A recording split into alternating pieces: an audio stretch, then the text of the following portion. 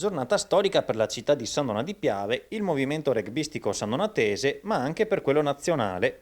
Per la prima volta, infatti, lo sport della palla ovale ha una piazzetta a lui dedicata. Un tributo importante che la comunità di San Donà, ma anche dei comuni limitrofi, ha voluto finalmente riconoscere al rugby. Sì, è sport sicuramente, agonistico ma anche educativo, è cultura, è anche caparbietà, è costruzione del carattere, tutte quelle cose che noi conosciamo e per le quali appunto le diverse dimensioni della comunità dicono a questa palla ovale grazie a chi l'ha portata a San Donà, che tra l'altro abitava proprio qui vicino e qui ha mosso i primi passaggi, e a tutti quelli che hanno beneficiato di questa grandissima realtà.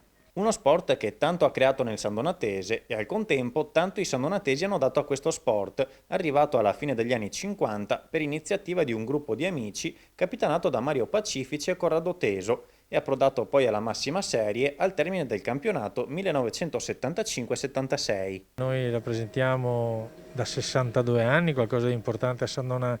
È doveroso e per il rispetto che si deve provare ai padri fondatori, le famiglie Pilla, la famiglia Pacifici in primis, con Romolo che ha portato il pallone a suo tempo. Quindi sì, era importante far vedere ciò che siamo stati e ciò che saremo. Questo è lo spirito che coinvolge, che alimenta ogni giorno quello che facciamo.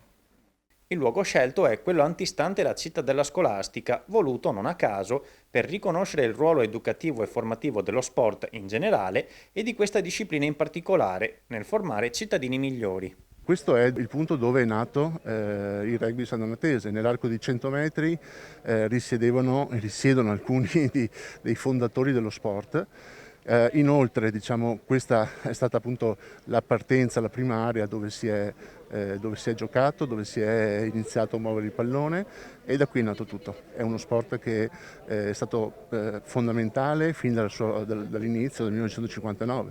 Quindi ci sembrava giusto impegnare e nominare una piazzetta proprio allo sport. Il rugby ha sempre perseguito questo legame così forte tra sport e istruzione, i valori che trasmette sono unici e impagabili. Chiaramente il concetto di sostegno, ma soprattutto di squadra, che è quello che fa veramente la differenza, è un concetto che il rugby ha veramente dentro nel cuore.